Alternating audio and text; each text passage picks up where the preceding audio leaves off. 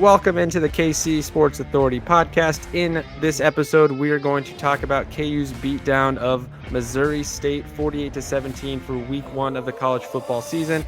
We'll give you some of our takeaways, some of our impressions of the first game, and then look forward to week 2. But before we do that, just as a reminder, you can find our podcast over on Spotify. You can listen to us there. You can rate the podcast, and of course, you can share it with your friends. You can also choose to watch our podcast over on YouTube. Just search at KCSA Pod and make sure you hit that subscribe button. And then one more thing, if you guys haven't paid attention to it that much yet, just as a reminder, we have the new Aftermath KC podcast joining our YouTube page.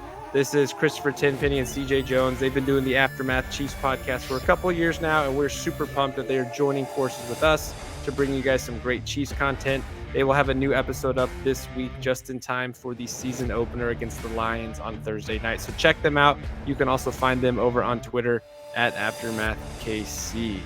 All right, Keegan Russell and JB here with you. JB, man, what's going on? How has your weekend been with the first weekend of football back in action? It's been solid, man. I mean, you can't complain when KU leaves with a victory, right? And we were looking forward to this game a lot. I know you and I both went to the game. It was atmosphere, to say the least. I will get into a lot throughout the podcast, but overall, with a solid win in 48-17 against Missouri State, you got to leave with a smile, and it carries on throughout the rest of the weekend. It's been a good weekend so far. Now, we're obviously going to get into the fact that Jalon Daniels did not play week 1, despite everything leading up to kickoff saying the other. We'll get into that, but we're going to save that towards the last half here. So KU beats Missouri State 48-17. Outside of the first quarter, it really wasn't much of a contest.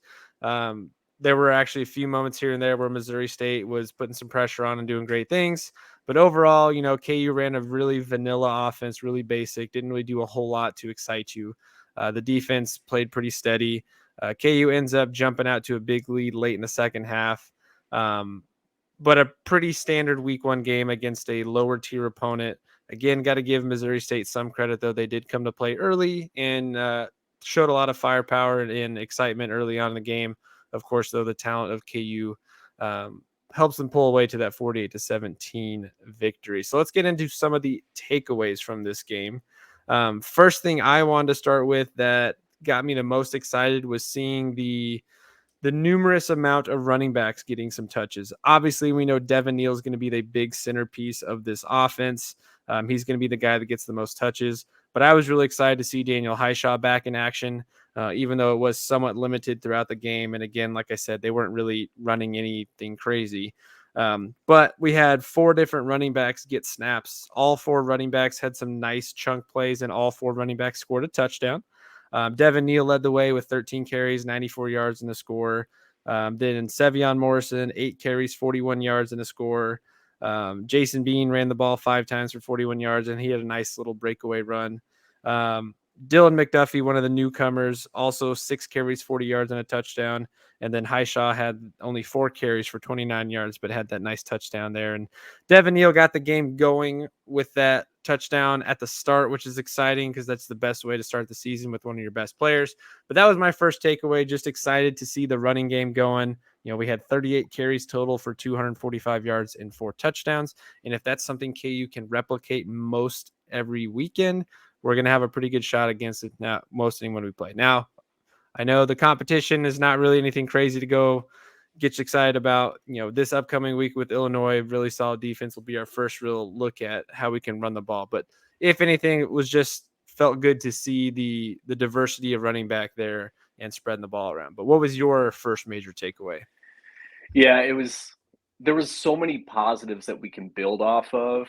We did a good job when all was said and done of showing exactly why we are the dominant program, why we should have won that game and did win that game rather convincingly, I would say. So what I'm looking forward to moving forward is just more of that, just building on what we did right, because we didn't make a whole lot of mistakes. There were some, no football game is going to be flawless, but we we did a good job of just about everything. So when I'm looking at takeaways, I'm thinking, man, Jason Bean, he proved why he is a starter level talent. It doesn't matter that he's our backup quarterback. And frankly, I am absolutely just so happy to have him as our backup quarterback because in these times when Jalon Daniels is struggling with his health, we need a serviceable backup. And I hate the word backup being used as Jason Bean. He is not a backup. No backup quarterback gets 275 yards easily with 2 touchdowns, 0 interceptions. Again, it was against a lower tiered opponent. That's fine. But it's game one of the season. Jitters are sure to be there. And what I saw from Jason Bean was he stepped up. Mhm. So super, super happy with that. And I overall thought it was a great performance. Yeah, going 22 for 28, also very efficient and effective there. Didn't really have many situations. There were a couple throws here and there that, we talked about it. The guy I was going to the game with, we talked about how he underthrew a couple players that Jalon probably wouldn't. Yep. There was that throw to Quentin Skinner where he had basically like had to dip down to catch it. He underthrew Arnold one time, but overall fairly efficient there. That kind of brings you into the receivers too. You had 1, 2, 3, 4, 5, 6, 7, 8 different receivers with a catch. Nobody with more than 4 catches and nobody over 100 yards, but you did have 8 different receivers with a catch. So we spread the ball around. The funny thing there is Jared Casey was not one of the ones with the catch, surprisingly. Um, but 8 guys touched the ball on the offense from a receiver standpoint. So that was exciting. My next takeaway, which I've seen a lot of people disagree with this on Twitter, depending on who you're checking. But I was fairly happy with the fan turnout, especially the student section. I think at the start of the game, you could look up there at the student section, and it was about 95% capacity. Obviously, towards the second half, as the game got out of hand, you saw a lot of those students take off, probably to the bars, being a Friday night. But I was very, very happy to see how the fan turnout was. Announced turnout was over 41,000, which is one of the largest home first game crowds in over a decade. So even though it's not the big name opponent to get fans excited, just to see them out there to start the season is great. And we're hoping that's something that we build up on going into game 2, which is a big game with Illinois, and definitely need to have a full capacity crowd. But that was my second takeaway. The atmosphere throughout the game was kind of back and forth. There really wasn't many exciting plays that got you pumped up out of your seat. But I think fan turnout overall was pretty solid, and you can kind of hear everyone sitting around talking to each other about their excitement level for this season. So I think the fans are ready for a big time year, and starting out the season, 1-0 and starting out with a fairly full crowd, I think is a good thing to take away. Even though there are still plenty of KU fans that were complaining, "Oh, the stadium's only 60% full 10 minutes before kickoff," or "Why are you leaving at halftime?" I'm fine with how things went. Yes, there was a late push of fans getting into the stadium. The section I was sitting in, there was like 7 rows around us with nobody, and then by kickoff, it was completely full. Just a lot Yeah, of late that's arrivals, but that's that's how typical it of a is all the college time. game, especially a program that hasn't been dominant. You can't really have your cake and eat it too, kind of thing. But that was my next takeaway. Was I think the Yeah. fans overall was pretty solid for week 1. Yeah, students are going to leave. On a Friday night. They're going to leave a little bit I guess early. Let's just say that. I think a lot of it early, really. But yeah, to go to the bars, to go out and have fun. It's a Friday night. For me personally, going out and having fun is right there in the booth. It's at the game. So I was never that student that wanted to leave. But I guess I'll say that when I was in college and when I was going to KU, we were losing 48-17. Yeah, by Um, half. by halftime. So I was gone. I look, I'm not gonna pretend I was ever the perfect fan. I never will. There were definitely games that I left early, but yeah, when we're winning, that's something that's gonna keep me in my seat. But yeah, it's not something to freak out over. It's college students, and it's the first game of the season, and we were destroying them. So overall, yes, great atmosphere, and hopefully we can continue to pack the booth moving forward. Yeah. Any other takeaways you had from this game? I've got two more I want to bring up, unless you touch on them. Um, a couple, but I think we'll go through them as we recap the game a little bit more. But go ahead. Yeah, so I think the next thing that stood out to me, if you guys remember from last year, special teams was a disaster. We had numerous issues. Kicking game was rough. Our kicker transferred out, new kicker coming in. Um, Not just field goals, but extra points. Punt coverage was not great. Again, I know we were playing a lower tier opponent, but having really no issues on special teams week one was good to see. Seth Keller drained a couple kicks that he had. We even saw a backup kicker kick a field goal. I think even kickoff, Tabor Allen booting it through the end zone every single time was nice to see. So my next takeaway Yes. was special teams. Everything was clean for the most part. Didn't have any issues there. No muff punts, no muff kickoffs, no lapse of judgment on kick return team or I'm sorry, kick coverage team or punt coverage team. Didn't give up any big chunk plays there. So just seeing clean special teams was solid, because if this program is going to continue to move up, we already know the offense is going to be there. And once Jalon's 100%, we're going to see that high powered offense kick into gear. But if this program wants to continue moving forward and surpass that 6-game win season, they got to improve on special teams and defense. And to see special teams be clean week one uh, is good to see. And hopefully that continues moving forward. Yeah, I loved what you said about Seth Keller and his kicking was it was on point. Now, that was going to be one of my takeaways was specifically with these kicks. Seth has a tendency to just kick it very low. it I didn't see a single extra point that was kicked that was, high and above um well above, the goal line. So it was it was a little concerning because here I am as a fan, I'm watching these kicks and they're extremely low. They're not getting a lot of air under them and I'm thinking if we are going up against a larger, more dominant program in Illinois, or dare I say, the Big 12 competition, these are kicks that are going to get blocked. Now, I hope that we can make some minor adjustments. If I'm noticing that as a fan, you got to think the coaching staff is noticing that as well. So I don't know if we can make a little bit of adjustment there. Maybe he's more accurate the lower it is because as I was watching, those kicks were going straight through, straight Yeah. down the middle. They were like a sniper shot, straight in every time, no hesitation, and I loved that from Seth. So yeah, we certainly did well with our kicks, and yet when we were kicking into the end zone every single time, every kickoff, it was funny. There was a guy next to me who was commenting on it every single time. Oh, holy cow! Oh, straight into the end zone every time. It's touchback, touchback, touchback every time. I loved it And that's because something you don't often see in college football, in all honesty. yeah, Not every, I'd say, I'm making up a statistic here, but maybe 60% of starting kickers in college football can boot it through the end zone. You see far too many that are in between the 10 and the 5, and they're yeah, fair catching at the 5 but getting it as a touchback. So yeah, that was good to see. Not only was it hitting the end zone, but it was going through the end zone. yeah. And knowing our past woes in special teams, I am more than happy to take a touchback. I don't care if it's not at the 1 yard line. A touchback means they're not going to run it in straight into the end zone because we weren't prepared. And yeah, we were on top of our game for sure. And then one final thing on special teams that I don't think many people really even paid attention to, we didn't have a single punt. So again, even though it was a smaller opponent, we still didn't have a punt. So that's nice to see. Now we don't know what it's going to look like next week when if we have to punt and if we have got someone that can boot it down the field.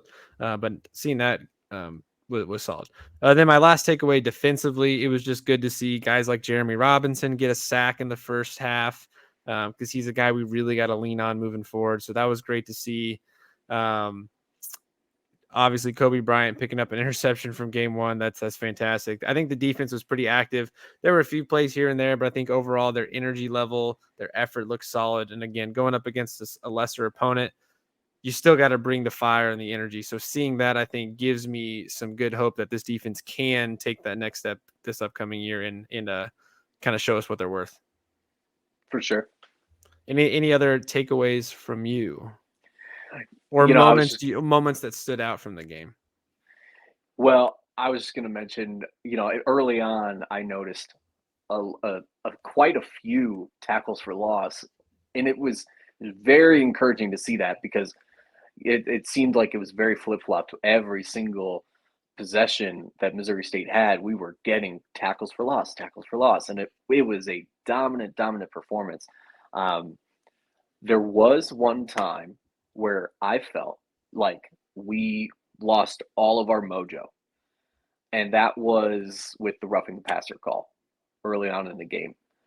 It was during a drive that Missouri State was getting down the field, and we were, I think, in that moment, we had just put the icing on the cake with great defense, and they were about to punt it to us, I believe.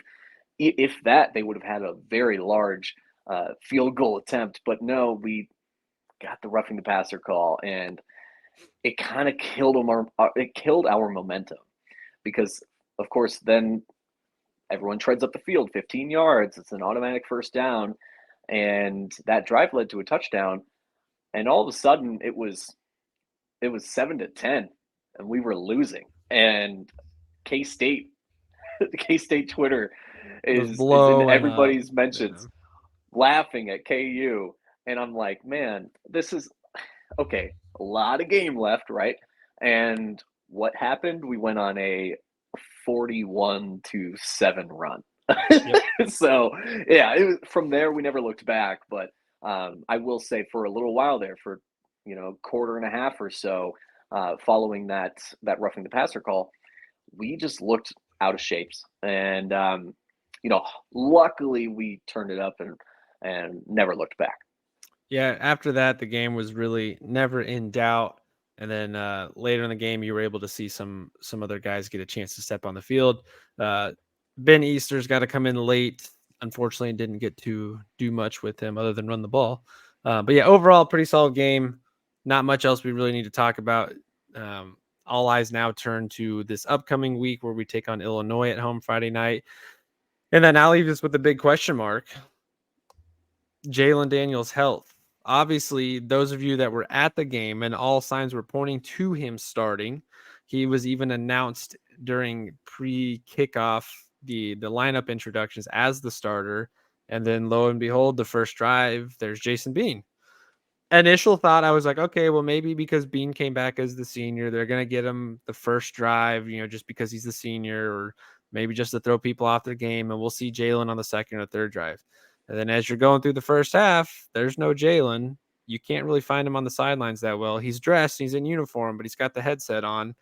I never really, I couldn't get enough signal to really search things on Twitter during that. But it was just all kind of, you could hear it in the crowd around you. What's going on with Jalon? Where's Jalon? Why isn't he playing? They announced him as the starter. And I was talking with another friend who was there pregame early for the Hawk Walk. And he said from a couple people that watching Jalon come down the hill, he looked pretty stiff still and didn't look like he was the most comfortable. So maybe something just kind of flared up late as he was going through pregame stuff, and they just didn't want to risk it, which is fine. We didn't really need him for this game. Again, like you said earlier, Jason Bean is a more than capable backup, who could be starting at plenty of schools, and I think he played quite well. But Jalon Daniels' health is going to be a question mark moving forward. As of right now, he's listed to be the starter again for Friday. Both Leipold, the program, and Jalon have all said he's feeling fine. But that does leave things up in the air. If his health is questionable throughout the season, what is the true ceiling of this team, and how far can Jason Bean take us? Because we saw last year there was a significant difference in play calling and play style between the two. Again, Jason Bean is more than capable of handling this team, but there are bits and pieces of their games that Jalon is a little bit further along on. He's got the better arm. He can throw it downfield. He's a little bit better of a dual threat quarterback, so you have to take those read plays a little bit more seriously. But that's going to be the big question mark moving forward, is what happens with Jalon and his health. If he can't hold up, what does that mean for us? And if he does hold up, what is the ceiling? So what were some of your thoughts going through your head? Did you hear anybody around you bring anything up about it? What did you think? Yeah, we were we were highly anticipating Jason Bean to play this game just with everything that was going on in the off season, and it was the anticipation was just at an all-time high. When we're at the game, we're looking at the jumbotron, the guys are being introduced, starting lineups, and they save quarterback for last, and the buildup was just so intense. And I remember seeing Jalon's face pop on the screen, and I'm shaking my buddy. I'm smacking him on the back. I'm like probably freaking out. And we're just elated because we're like, it's happening, it's happening. It's all been this psych out, this all-time psych out by KU. And I don't know what happened. If maybe it is just some kind of weird psychological play. Um, maybe they're just trolling, but it was pure joy. And then Jason Bean starting, and immediate confusion. So, but when I did see that, I had no thoughts about, oh yeah, Jalon will come in a series or so. I kind of knew it was done for the day already, before it even started. The one time he was on the field was during the coin flip. Yeah. That was it. So, that, you know, looking forward, it's going to be important for him to, of course, be our go-to guy and be our starting quarterback. Ceiling wise, we're looking at probably 8 or 9 wins. There's an argument for even beyond that, but maybe that's just KU fans getting a little ahead of themselves. We'll see.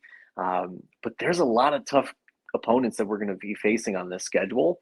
I think without Jalon Daniels, we're looking at maybe 5. We're probably going to be lucky to get to 6 wins. As far as where exactly they go or where they come from, we can debate on. But it's not a knock on Jason Bean. It's not. It's just not the kind of schedule you want to face with your backup quarterback. I know he's serviceable, Yeah. and he's more than serviceable. But this is a very tough conference, so certainly hoping the best for Jalon. I was saying to my buddy that we went to the game with, if we're going to sit him out, let's sit him out until Big 12 play starts.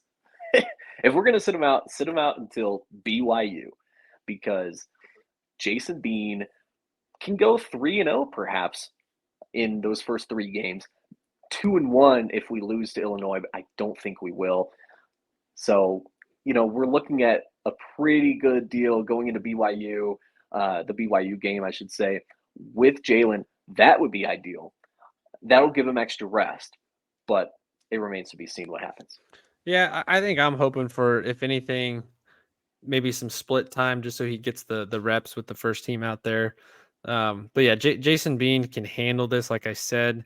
But our potential is even higher with Jalon. So hopefully he is fine. Back injuries are always a weird thing. I know as we get older, I wake up every morning. I'm like, oh my gosh, my back is tight. What did I sleep? What did I do last night? And it takes all day to get loose. And even though he's got doctors and trainers around him and all that, back injuries are not a quick thing. So hopefully he clears up in time for Friday night, which does bring us to Friday night. Now, I'm going to do an actual preview of the Illinois game later in the week. But, if you guys have been paying attention, there's this little hashtag going around now on Twitter called Blackout the Booth. And if you guys know what I'm talking about, fantastic. If you don't know what I'm talking about, new uniforms released. So let's take a look.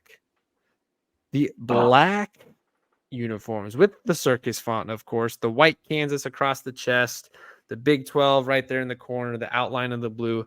These are pretty sharp. Beautiful. I mean, when I saw this video post Sunday morning, I'm like, oh my gosh, black uniforms. Okay, that's different. I don't know how I feel about that. And then as we're getting into, I'm like, okay, these are actually pretty sharp looking. What was your initial reaction?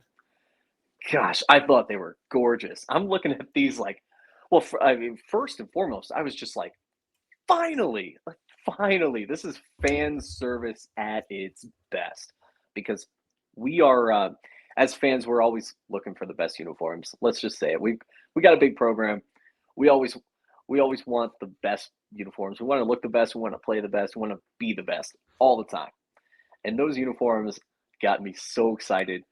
instantly, I already knew I was going to go to the Illinois game or find a way. But when I saw that, I'm like, man, I have to go to this game no matter what. I think they look great.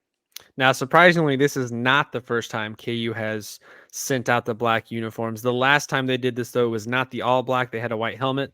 This is back from 2012 against Iowa State. You can see pretty simple, pretty basic. I honestly don't even remember this being a thing back Same. then. It was a one-time thing they trotted out there. Don't remember it whatsoever. So glad that they have now upgraded to the full one here. And of course, I'm going to zoom out to the smaller one here because that Jayhawk on the bottom there is the 1941, that kind of angry Jayhawk. The But I Warhawk. think these look pretty awesome with the pant stripes, the circus font. I love the white Kansas across the chest, the game day flag. I'm a huge fan of that style KU flag. It's actually on the front of my car. It's one of my favorite ones. So I think these are pretty exciting. And of course, that means black out the booth going into the weekend. I don't know if this is going to be an official thing yet, but I'm sure they're going to find a way. I know they're going to do blackout, like a black towel for the first 10,000 fans that get in the Yep. gates Friday. So There's that's definitely official going to be a merch. thing. Yep. And I'm sure we're going to see a ton of these jerseys purchased and the t-shirt jerseys coming up. But these are pretty exciting. I think that's going to be a fun thing for fans. Uniforms are always great. You know, you look to programs like Oregon, who are known for doing their uniforms. And so the fact that we can do some more things like this, I think is really cool. It gets the fans excited. And obviously, if you sell the merch, then you're generating a lot of revenue there. So maybe Friday we'll see a black out the booth look, which would be weird, you know, because we're red and blue school, but we'll still have our red and blue on in the undertones of these. But I think these are pretty Yeah. sweet. I'm going to try and find some merch for myself, and including getting that flag by getting there early. But yeah, before we wrap up there, would love you guys to let us know over on Twitter, Facebook, Instagram, TikTok, wherever you want to hit us up, what you think of those new uniforms, what you're going to be repping Friday at the game, and for sure, let us know your takeaways from week one. This will be posted, you know, almost 4 days before game 2 officially happens. So you got plenty of time to share with us your thoughts on the week one season, week one of the season, as well as what you're thinking with Jalon Daniels and how far this team can go with Jason Bean. But JB, before we get out of here, do you got anything final thoughts on the game from this last weekend, or any initial thoughts before we get an actual preview of the Illinois game? Illinois, they were okay this weekend. I think it gives Yeah. KU fans a lot more hope that we can be the betting favorite. Illinois had a tough game against Toledo. They won 30-28, and Last second down to the wire. last second down to the wire. It's a good look for KU, and we open as a 2-point favorite. So, you know, looking at a lot of ups here. So I'm hopeful that we win. I think we will win. And if we all show up wearing black and black out the booth, pack the booth, we Yeah. can get this done. You know, whether it's Jalon Daniels or Jason Bean, Jalon Daniels he's listed. There's sources on KU Twitter going around that's saying he's going to play. We don't know if he'll play a lot, a little, or none, but man, this will be the defining game for our season, I think, in terms of making a bowl game, because it'll be really tough if we don't get this non-conference win over Illinois. It's a tough opponent, but if we get that win, it'll say a lot about our program. I think we saw a lot of flashes of how good we are with this first game, and if we can just continue to build on that, we got this. And hopefully the playbook opens up a little bit more against a bigger opponent. But looking forward to it. You know, we'll have, like I said, we'll have a preview of this matchup a little bit later in the week is the hope. And then the next couple weeks for content is going to be a little wonky. I am going on vacation for a couple weeks, so I don't know how much stuff we'll get out. You might see other people than myself on the podcast. JB might do one. He might be doing a solo one. He might have Spencer on with him. We got a couple other guys in the wings. We'll still get you my college football week 2 sports betting episode, as well as the first week of the NFL betting. That'll still come to you Thursday this upcoming week. hoping to try and mix in a little bit of fantasy football as well this week. I actually have, by the time you guys watch this, I'll have finally done the draft for my fantasy league that I'm in, so maybe I can share some insights from that. But again, you guys can find us over on Spotify. If you do listen to us on Spotify, like us, subscribe to us, give us a 5-star rating, or let us know what we need to work on better. We always take constructive criticism to get better. If you're watching over here on YouTube, thank you for watching us on YouTube first off, but hit that subscribe button, help us grow. We're having a lot of fun. We are on our way to doing some super exciting things there. And of course, you guys can always follow us on any of our social medias like you see there below: Twitter, Facebook, Instagram, and TikTok. Just search at KCSA Pod. All right, guys, until next time, we look forward to speaking again soon to talk some more KU football as well as the other things we're going to get into. So until we see you guys next time, rock chalk. Rock chalk.